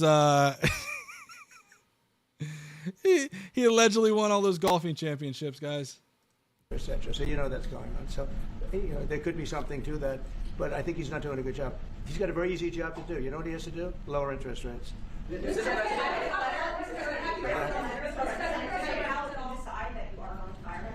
No, I haven't drafted. AI is real and fools like this believe it. Is that AI, RMZ? There's no way that's AI. If you say it's AI, I'll own it. I'll say it's AI. AI has been pretty deceptive before, but it's usually pretty noticeable. That didn't look like AI to me. If it's real, let me know. But So you didn't show a letter to Republican lawmakers last night? No, I talked about the concept of fire him. I said, what do you think? Almost every one of them said I should. But I'm more... He threw Republicans under the bus there. I don't know if you caught it. He said that he said that Republicans, he talked to Republicans and said that every one of them said he should. Conservative than they are. No, we did. We joked about it. In fact, we had 11 of the 12 people here yesterday for a very big bill having to do with crypto, etc., and other things. And Which I forgot to put this in the storyboard, but what happened too about that crypto thing and all these other bills, JD Vance had to cast the 7th tie-breaking vote of this year. Remember when MAGA said that they won by a landslide? Remember when MAGA sat there and said that they had a mandate? Yeah, they didn't have a mandate. They don't have a landslide victory because they're struggling to pass bills. They're struggling. Okay, because as soon as they sent it to the Senate, for example, with one big beautiful bill, they're like, "Oh, we need to make these amendments." So then they sent it back to the House. It's insane to watch just how bad they've been. You're expecting him to act like one of your career politicians. Keep up.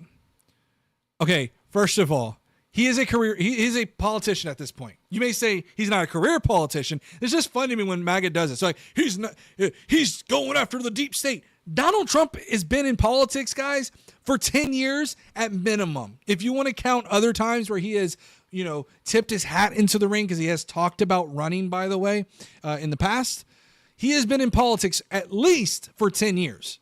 I know it's hard to believe, but it's been 10 years, guys. So Donald Trump is a politician now. That is who Donald Trump is. That is his signature thing. That is what he will be remembered as legacy. He'll be remembered as one of the worst presidents of the United States.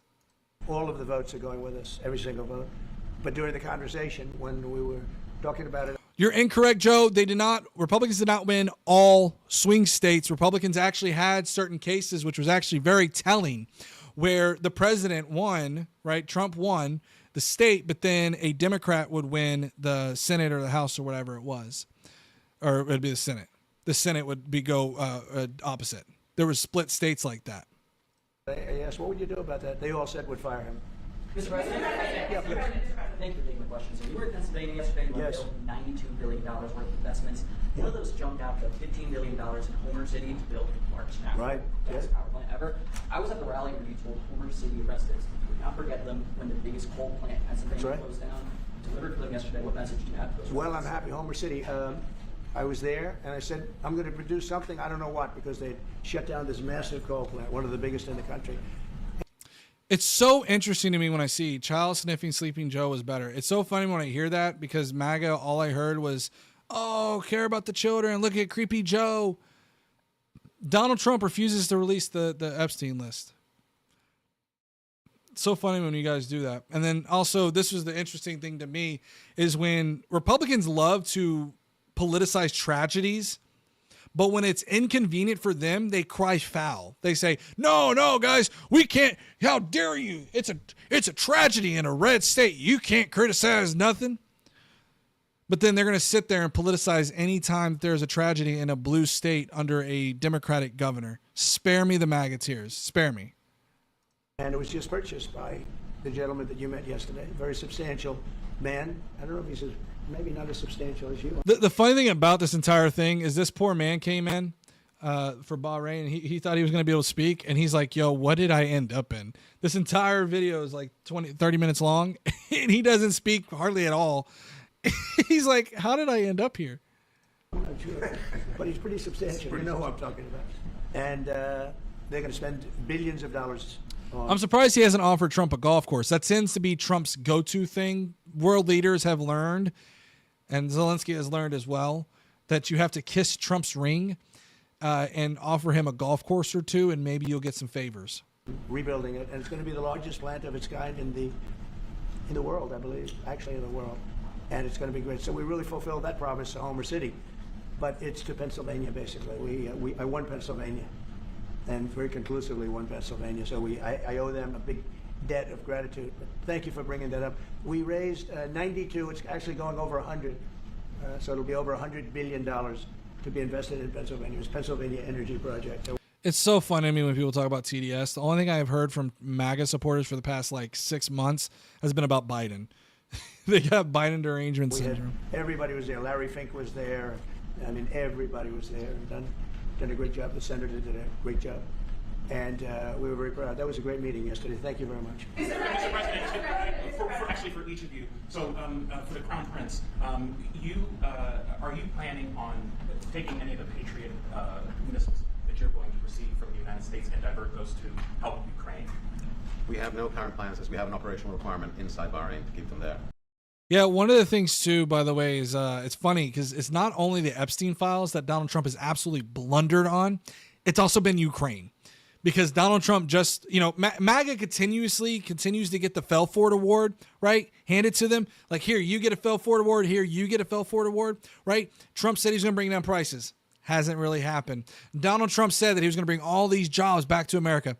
Hasn't really happened. Donald Trump said that he was not going to fund the war in Ukraine. Kind of funded the war in Ukraine. Donald Trump said that he was going to release the Epstein files. Didn't really release the Epstein files. Donald Trump said that he was going to cut waste, fraud, and abuse, and didn't really do that. Remember they said they were going to hand out Doge checks? Where are those Doge checks? Where are those Doge checks? Where are they at? They haven't happened. They said they were going to save $2 trillion, and then it became whatever it was, like 500,000, I think, down to like 200,000 or 200 million or billion, 200 billion, 200,000 billion, whatever the fuck, you know what I'm talking about. Yep, Epstein files again. This will last 4 more days. Again, assuming Donald Trump shuts up, and problem is you got Democrats who should absolutely capitalize on this. Okay, so, and I don't think that his MAGA supporters are going to let this go. I think this is something that MAGA supporters are going to try to let go, but it's going to come right back up.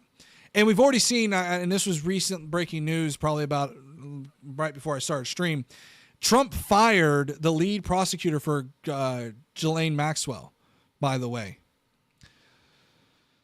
You don't know what you're talking about? Okay, you're right. I don't know. Hey, by the way, guys, if you're in here, please hit that like, subscribe, notification bell. It would matter. It would mean a whole lot to me. It's the very least you can do. It's free. All you have to do is hit that like button. Okay, and if you subscribe, even better. But we're gonna watch this. He's got plenty of them too. Listen to NPR. Republicans just defunded NPR. They just went and tried to get rid of NPR. And that's one thing that's hilarious to me is watching how much the anti-censorship Republicans are now becoming censorship Republicans. It's funny to me to sit there and listen to them talk about how big government is such a bad thing, and now they're trying to defund Harvard.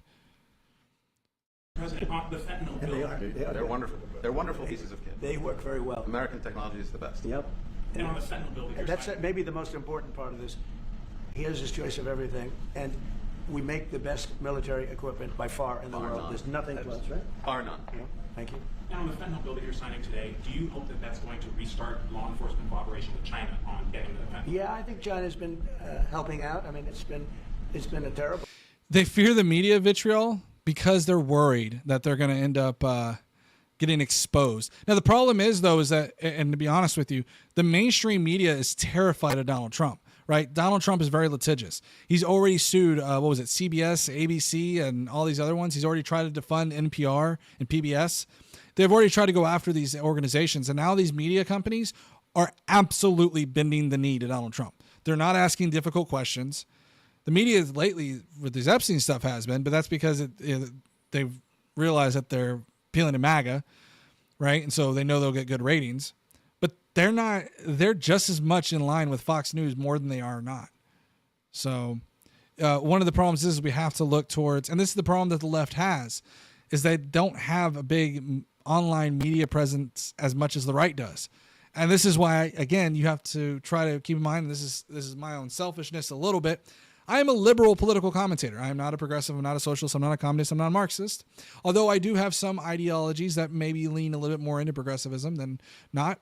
But what it's important for me to tell you guys as well is this is why it's important to support your online left-wing political commentators. Because, again, the mainstream media, what that's thought of as left-wing, isn't really left-wing.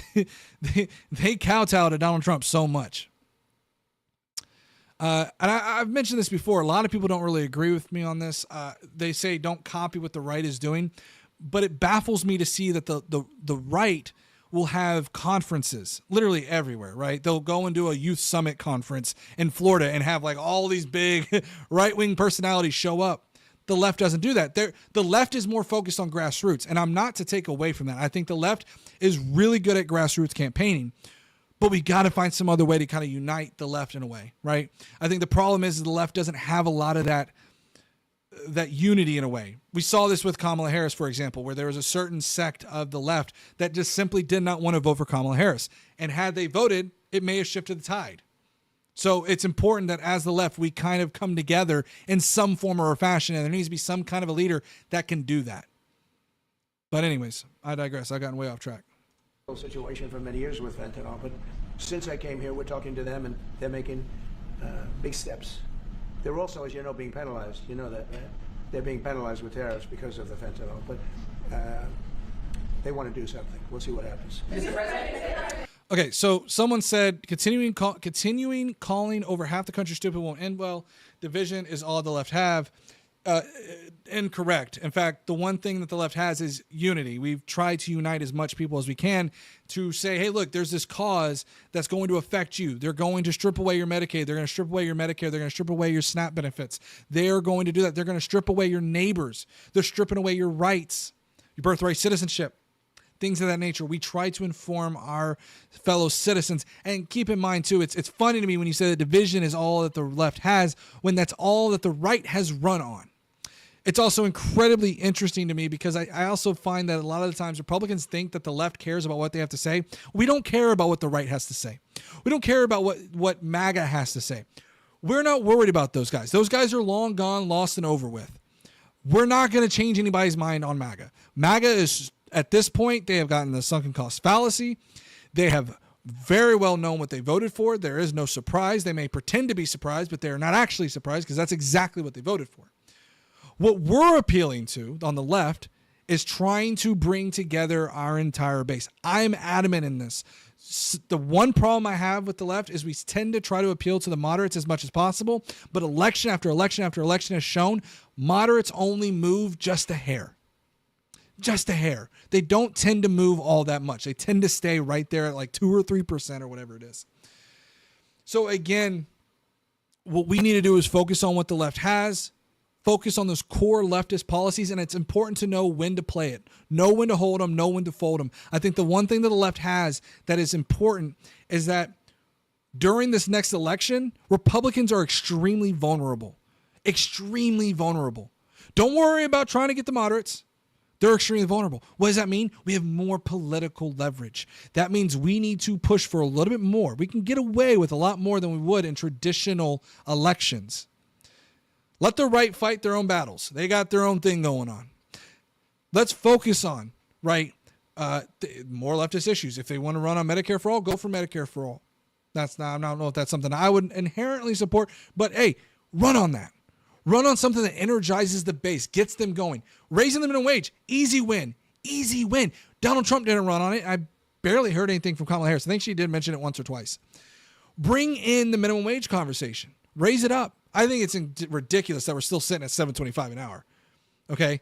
I'm not saying it has to be 15 or 20, but I think we're overdue for a minimum wage increase. I'm just saying. But that's what we need to focus on. Go ahead, please. When American from Tampa was beaten to death, was killed by Israeli settlers in the West Bank. It's funny, it's been pouring on you. Can barely hear. Killers. Are you going to do that? The American from Tampa? Yeah, your first sentence is really. Go ahead. An American citizen from Tampa, Florida, has been killed in the West Bank. His family has been asked to be prosecuted. Are you going to help? You know that. Yeah, well, so first of all, have you seen yesterday Ambassador Huckabee? Wow, during C-19, people were making 15 plus. Yeah, it's been $7.25 for 50 years now. It's not been 50 years. It's been since I think Obama was the last time it raised up. Obama, it was like 2008. Don't quote me on that. It might have been 2008. Might have been 2010. I can't remember which year it was. But they increased it to $7.25, and they have not increased it since. Now, states have taken on some of that burden. States have absolutely increased some of their minimum wage, but I don't think that that's sufficient enough. I think there are still some states that go by the federal minimum wage, which is why we need to increase it. I think it's the least we can do it. It's an easy way to do it and put more money in Americans' pockets. Ask the Israelis to conduct an investigation. We want to get all the information about who was involved. See, this is the funny thing about it, guys. I just played my Uno trap card, and all of MAGA just fell for it, as exhibited by Joe Fischetti. Raise the minimum wage, then you can pay $16 for a Big Mac. Answer me this, MAGA. So, tariffs don't increase prices, but yet somehow raising the minimum wage will? Riddle me that. I acknowledge raising the minimum wage increases prices. I also acknowledge implementing tariffs raise prices. Why? Because it's an added expense to the business. However, I do believe that raising the minimum wage would be a less impact on the business than it would be otherwise on a tariff. A tariff gets implemented on all of their raw materials. It cannot avoid it. It's unavoidable. Secondly, when you look at minimum wage, the reality is that minimum wage is already raised in several different states. However, there are some states that still have the federal minimum wage at $7.25 an hour. What does that mean? That means the impact to that business is going to be very minimal if you increase it to, say, $10 an hour. So think about it this way. If you've got 40 of the 50 states having a minimum wage of at least $10 an hour, I don't think it's that high, but let's say you did, and only 10 states were affected by increasing the minimum wage to $10 an hour versus, which, by the way, it doesn't mean the company has to operate within those 10 states, right? If they want, they can operate in another state. So what I'm trying to say is that the impact is much less significant than, say, implementing a 15 to 20% or higher tariff on all raw materials coming in from the United States. You can't avoid it. You can't move to another state. You can't do anything other than moving back to the United States. But then now you're going to have raised capital costs, which is also interesting to me because that's also the idea behind MAGA is, well, they'll just come back to the United States.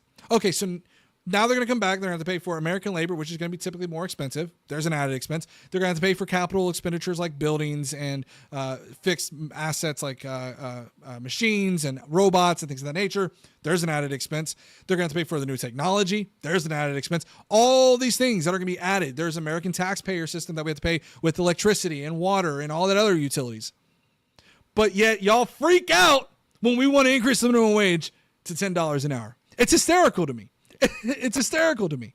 A lot of businesses can't afford any more increases. I agree. So that's why we shouldn't have these freaking tariffs. Tariffs used as a revenue source. Okay, great. Yeah. It's a revenue source to the government, but it's an expense to the business. The business pays for that tariff, meaning the people are going to incur a price increase because guess what? Companies love their profits. They're not going to eat their profits. Can you point to me why a company would eat their profits? They won't. All American citizens anywhere in the world, especially if they're unjustly murdered or killed. So we're gathering more information, but I hope you saw yesterday Ambassador Huckabee in Israel asked the Israeli authorities to produce an investigation and concrete information about who was responsible for his murder. They're reporting that tomorrow. We have a meeting on it. They're going to be reporting that to me. Yeah, Phil, and that's what I'm trying to say is like, again, increase the minimum wage to at least $10 an hour is not a tall ask. And it would have virtually a minimal impact to businesses. There'd be an impact, but it'll be minimal. Yeah. Do you think that the welfare balance is more? If you have not ran business or paid employees, what gives you the experience? Raise minimum wage? Yes, let me put it this way. I have not had my name as an owner of a business, but I have helped run a business. I'll put it that way. I also have a degree in business, and I have worked in numerous industries. I'll leave it at that. And do you believe that negotiation with Iran is necessary at this stage? Well, I definitely believe that the volatility of the situation has been reduced. And we didn't know where it was going to go on the Sunday. We were very glad when we found out on the Monday. Let me put it that way. And should the Iranian... The tariffs are being eaten by the country. You are hysterical. You are hysterical. They're being eaten by the consumer. want to negotiate, I believe the ball's in there. William, when I say I'm helping run a business, I'm advising that business. Okay, and it's doing fairly well. That is the true reality of where we stand today. They are the ones that stand to benefit from a negotiation. And they do. They want to negotiate. They want to negotiate badly. We're in no rush because, we said we could have made a deal. They should have made a deal. And then we bombed the hell out of their various places. We're in no rush, but if they want to negotiate, we're here. Yeah. Mr. President, I know you want to move past all this intrigue over the Epstein files, but I do want to ask you to clarify something you said this morning. You said this was all a hoax. Has your attorney It's a big general hoax. told you this was a hoax? What evidence? No, it's not the Attorney General. No, I know it's a hoax. It's started by Democrats. It's been run by... Started by Democrats. He's talking about the Epstein files are started by Democrats. No. The Democrats for 4 years. You had Christopher Wray and these characters and Comey before him. And it's a bad group. It started, actually, look at the Steele dossier. That turned out to be a total hoax. The 51 agents, the intelligence, so-called intelligence agents, it was a hoax. It's all been a big hoax. It's perpetrated by the Democrats. And some stupid Republicans and foolish Republicans fall into the net. And so they try and do the Democrats' work. The Democrats are good for nothing other than these hoaxes. They're bad for policy. They're bad for picking. We're really good for policy. In fact, the problem is that the Democrats are really good at picking up the pieces of the Republican before them. That's the problem that tends to happen. We saw this with Obama. We saw this with Joe Biden, right? Is there's a mess that is handed to them because of overspending, and they have to correct course, and they tend to do pretty well. You can look at this historically speaking. I think it's been that way since about the 80s or 90s, something like that. Candidates that can get elected. Like in New York, we have a communist running. He may get elected too, actually, but he'll destroy the city. No. They always label everybody a communist. It's hysterical to me. As a matter of fact, I don't believe Mamdani has ever admitted to being a communist. I could be wrong in that, though. I'm not a big Mamdani fan or whatever. It doesn't mean I'm not, with him or whatever, but I just never looked into him. I call it the Epstein hoax. It takes a lot of time and effort. Instead of talking about the great achievements we've had, a great gentleman yesterday, as you know, went on CNBC and he made the statement that Trump may go down as the greatest president of all in the United States. And instead of talking about the things we've achieved, we've had tremendous achievement. They're wasting their time with. What's up, Long? 80% of Walmart products from China, they're going to eat. No, they're not going to eat all those. Walmart especially ain't going to eat all that. Walmart going to pass that down to the consumer, the poorest consumer at that. But keep in mind, Walmart still has a dominance over small town USA. Walmart has a massive dominance over small town USA. So rural America is going to feel the pinch, and it's going to hurt. Focus on quality and delivering a better process. Our universal business success model. Low price is always a loser model for employees and customers. Yeah, and there's a lot of things, too, when it comes to lower prices, by the way, that a lot of people don't understand this, and this gets kind of weird, is sometimes it's better not to have a lower price. Sometimes a lower price can have the psyche of an inferior product. So you don't want to. I always tell people, if you're as unsolicited business advice, if the general market is, say $150 per hour for your service, charge $150. Run on your service, right? Running on the lower cost doesn't always win you things. Okay. You may think in the long run it wins you more customers, but guess what? You're probably going to be operating at a significant loss because you probably, as a smaller business, have a lot more costs anyway. So work with the market. Don't work against it. A guy who obviously had some very serious problems, who died 3-4 years ago. I'd rather talk about the success we have with the economy, the best we've ever had, and all of the things we've done, including in the Middle East. I mean, you see it. Instead, they want to talk about the Epstein hoax. And the sad part is it's people that... Yeah, Long, you're exactly correct. The issue with cars is their supply chain, which, again, MAGA does not understand supply chains, moves up and down between the U.S. and Canada, right? And then sometimes Mexico. So, it'll start here in the U.S., and then it'll move up to Canada, and then it'll come back to the U.S., and then it'll go down to Mexico, and then it comes back to the U.S. There's very few cars that are actually American-made. And this is the problem, by the way, and I'd watch out for this. If Donald Trump ever tries to get you to believe this, you will see that he's bringing car factories back to the United States. But that doesn't mean that car is going to be manufactured in the United States. That car is going to have an assembly plant in the United States. It will be a part that is made in the United States, but it won't be a truly American-made car, okay? It'll be made in different countries. Are really doing the Democrats' work. They're stupid people. Yeah, go ahead. Go ahead. Mr. President, there's lots of reports coming into this meeting that you plan on firing Chair Jay Powell. Is that right? Those are reports, but they're not true. So what would be useful to know, are you committed to making something from the outside? The problem with that, Joe, is defining what is American-made car, okay? The idea that it's an American-made car is, I'd have to look at the bill. I know what you're referring to. I'm not super familiar with that bill, to be honest with you. But I can only instinctively, I'm looking at it going, what is American-made, okay? Because I know how Republicans love to play this game. They tend to, load that language pretty heavily. Chompers release the list. Exactly. Release the list. It'll take years to bring manufacturing back for 100%. It won't never be 100% in the United States. I'm adamantly, I fully disagree that they were going to bring it back 100%.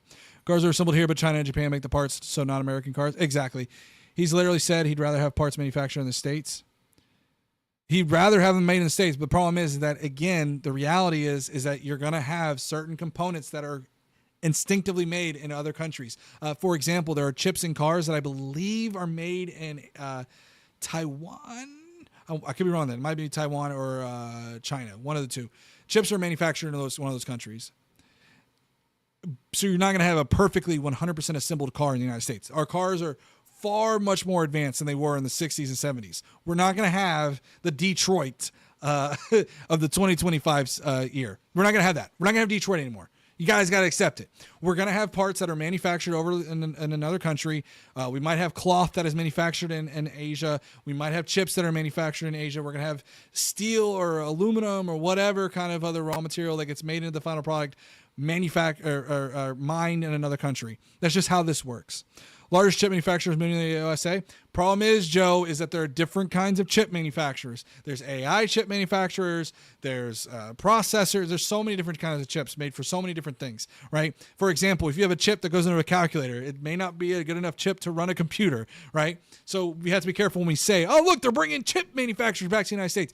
They rely on people not understanding what it is they're bringing back to the United States. For example, by the way, Joe Biden's CHIPS Act is what brought NVIDIA to the United States, because what's happening is, I'm getting in the weeds. I told you guys I wasn't going to get in the weeds. I'm going to get in the weeds a little bit.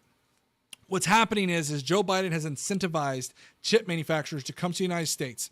One of the problems that we've had is that with that CHIPS bill is that they have to invest initially. They have to invest so much percentage, like 20%, and then the federal government subsidizes the rest of the construction or whatever it is. Here's the thing. The chip plant that's coming in is a chip plant that will build AI chips. NVIDIA uses and utilizes these AI chips, and so they're trying to shorten that supply chain and to the consumer, and so they're trying to bring that to the United States. So they're just, it's a snowball effect. But Donald Trump is coming in at the tail end of that, and he's trying to take credit for something that he can't take credit for. This is all happening because of Joe Biden. You are correct, Phil. NVIDIA, I believe, did a deal with the U.S., but that is because of Joe Biden, okay? Follow the path. It is because of Joe Biden that NVIDIA is coming to the United States. Joe Biden started that trend. People naturally turn to black market for many things. They have to. For example, chip manufacturing in California are going to change the world more than the Industrial Revolution. I'm not sure which one you're talking about. I'm, again, not a super big guy when it comes to chips. I've just kind of taken a very simple, rudimentary look at it. I have so many people that want that job. I have people that I've known a long time. They're calling me, begging for the job. You know what you need there? A smart person with common sense, but you need a very smart person for that job. I think it's one of the easiest jobs in government. Phil, this is such a elementary level take. Just because Joe Biden was not part of the $500 billion deal, which I don't know whether he was or wasn't, I would imagine there was some kind of a talk behind the scenes, doesn't mean that it wasn't they're not coming to the United States because of some kind of contribution that Joe Biden made to the environment, the business environment. See, you got to understand. Let's put it this way. I'll give you a much more easy elementary level understanding. Okay. So we have Joe Biden essentially being like a gardener, right? He's a farmer. He has laid the soil and he has planted the seed, right? And now a bird comes along, picks up that fully germinated seed, right? The seed is finally grown. It's now a full-grown plant. The bird comes along, picks up that seed and carries it to the next plant right over, right? Drops the seed next door to this farm.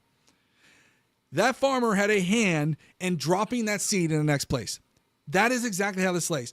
Joe Biden laid the groundwork. He ended up planting the seed. And now all the fruits of the labor are coming here because of Joe Biden's contributions. That's how this works. It's very, very simple. You show up once a month and you make a statement about where the economy's going, and we're going to raise or lower interest rates. It's probably the easiest job I've ever seen. That's what I'm trying to figure. Why does it want to expand and add more people?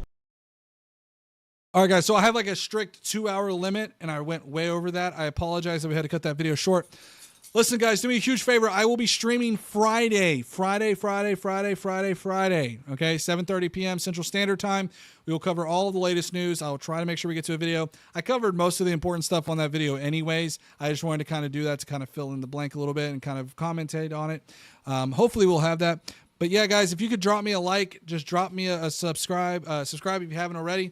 And I hope you enjoyed this content. I know my energy kind of dropped down a little bit towards the end of it all, but man, I hope I gave y'all a show. I hope you guys were entertained. I hope you guys had learned some things. And again, if you enjoyed the show, please drop me a like, subscribe. If you're watching this on Twitch, Twitter, any of those, or X, sorry, make sure you drop me a follow on one of those platforms as well. You can find all of my links right over here. Other than that, guys, y'all have a great night. Thank you all for making this an awesome stream. And I hope to see you guys Friday, 7:30 p.m.